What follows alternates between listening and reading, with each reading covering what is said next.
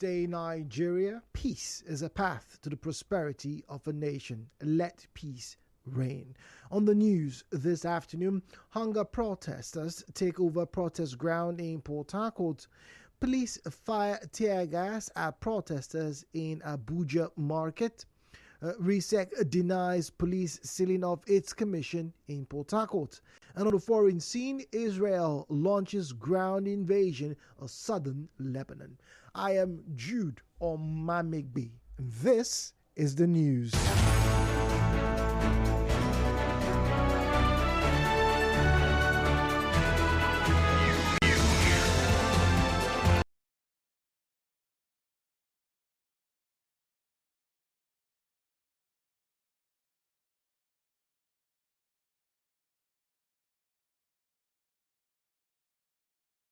Security has been intensified around Pleasure Park and Hotel Presidential, key locations for today's Fearless in October demonstration against economic hardship in Port Harcourt.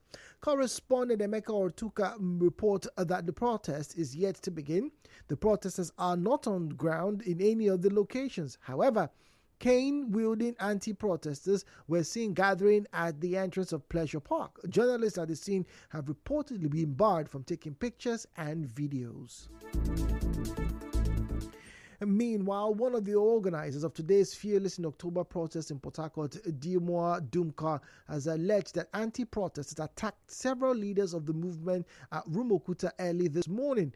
Mr. Dumka, who is also the state chairman of the Civil Rights Council, told correspondent Emeka Atuka that he and the leader of the Take It Back movement in Rivers State, Adeyemi Ademola, were among those attacked. He dismissed rumors that some protesters, including Mr. Ademola, were arrested during the incident.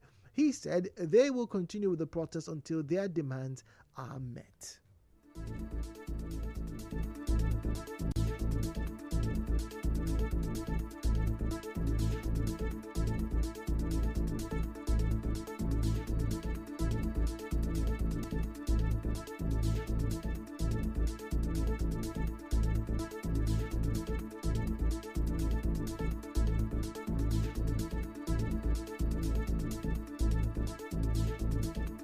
Just about 30 minutes ago, some of these policemen and government officials, just let me call it joint military task force, came there. They were beating some of us, they harassed us, beating some of us, although they never arrested anybody. But the fact remains that beating protesters doesn't stop the fact that there is hunger in the land, doesn't stop the fact that there is high in price of food items. Beating protesters doesn't stop the fact that we cannot buy PMS anymore. They must listen to our demand. Our demand must be met. We must continue to talk, whether they like it or not.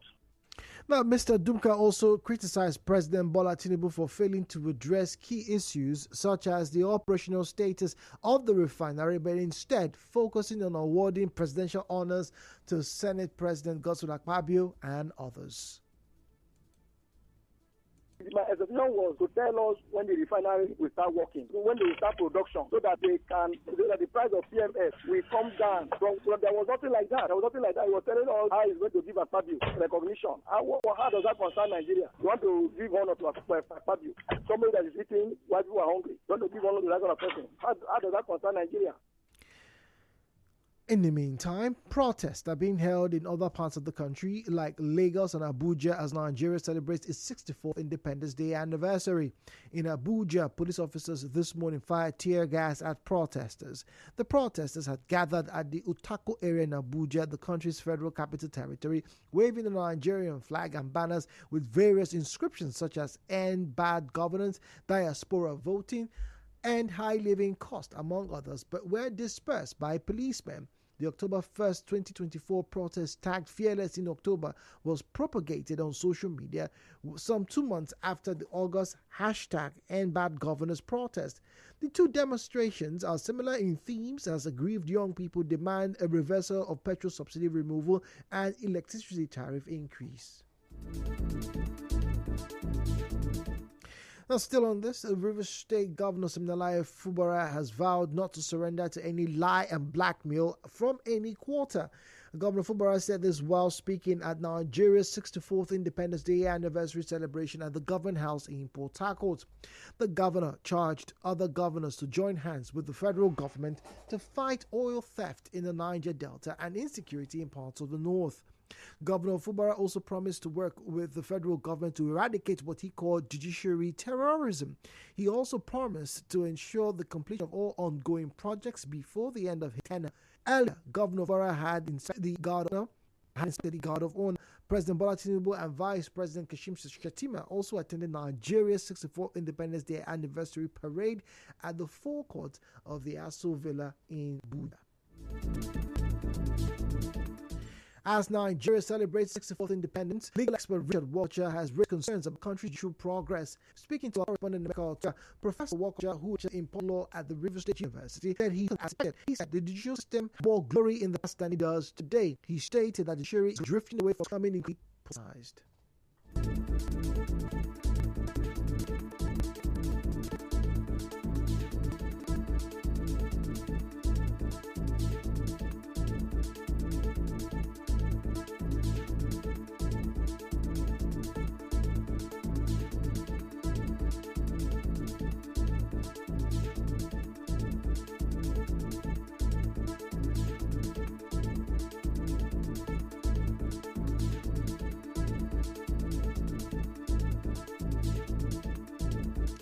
Professor Walker also warned that if this trend was not addressed, it could lead to a revolutionary reaction. But another legal practitioner, Tunduru Ede, a senior advocate of Nigeria, believes that Nigeria at 64 has made significant progress in legal development. According to Mr. Ede, the implementation of laws by members of the bar has benefited society despite the challenges posed by certain practitioners. In the same vein, economic experts have called for states to boost their economies in the overall interest of the country. They noted that improving the economy of the state is crucial, particularly in the agricultural sector. Speaking on how River State government can improve the state's economy, business analyst Ignatius Chukwu commended the State Investment Summit held in May, where a detailed 19-point agenda was presented to the government, leading to the creation of the River State Investment Promotion Council. Mr. Chukwu tells business correspondent Constance Ariole Mega that there is need for focused efforts in agriculture, urging the state government to develop effective programs to reform the sector.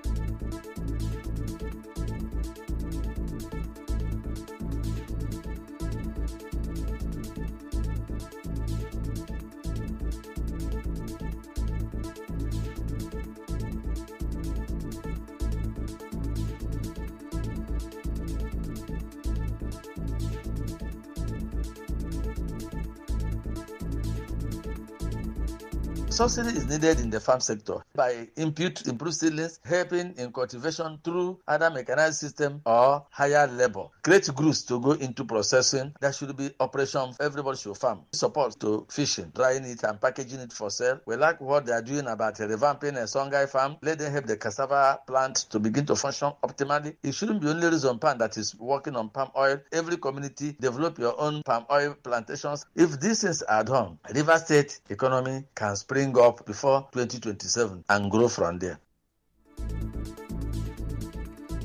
On his part, an agricultural expert from the University of Port Harcourt, Professor Olufemi Adeshope, suggested that states should manage their own resources to promote accountability and support the growth of small businesses. Rather than allowing federal government to have this overarching effect or superintending effort on every state, if the states should take charge of their location, they will be easily accountable to the people. And again, given the agrarian nature of most of our states, it will be easy for policies to be implemented at the local level for farmers, agribusiness experts, and so on and so forth. Again, it will enhance economic diversification. Rather than relying solely on oil revenue from the central government, micro, small, and medium enterprises will easily be developed, and this can help to stimulate local economies.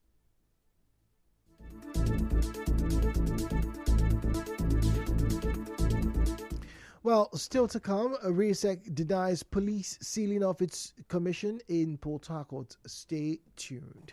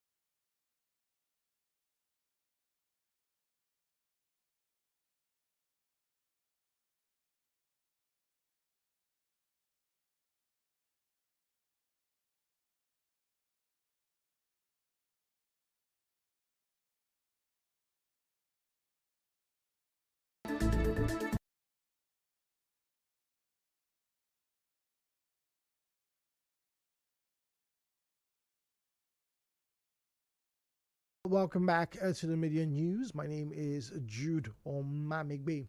Now, President Bola Tinubu has announced a 30-day confab for youths in the country to discuss and address challenges confronting them. Now, President Tinubu stated this during his Independence Day anniversary broadcast this morning to mark Nigeria at 64.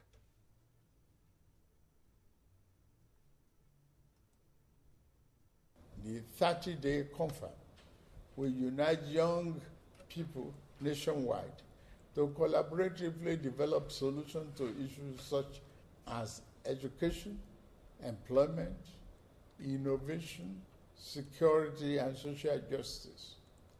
The modality of this confab and selection of delegates will be designed in close consultation with our young people through their representatives.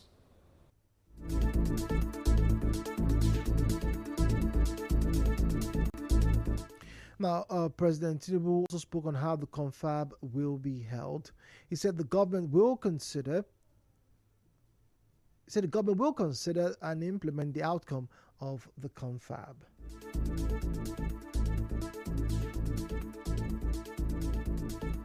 The commissioner in charge of civic education and public affairs, Rivers State Independent Electoral Commission, RIESEC, Tamina Tonye Prophet Tobins, says it is not true that the commission has been sealed by the police. Now, Mr. Prophet Tobins made this known in an interview with our correspondent, Soibi Oruwari. There is nothing like police barricade. The police or security that are there at the instance of research. So the election will hold. Police is not there to barricade the place. They are there performing their normal security duty preparatory for the election. So that information about barricading the research office in Rivers State Adaba Road is not true. And now the business news.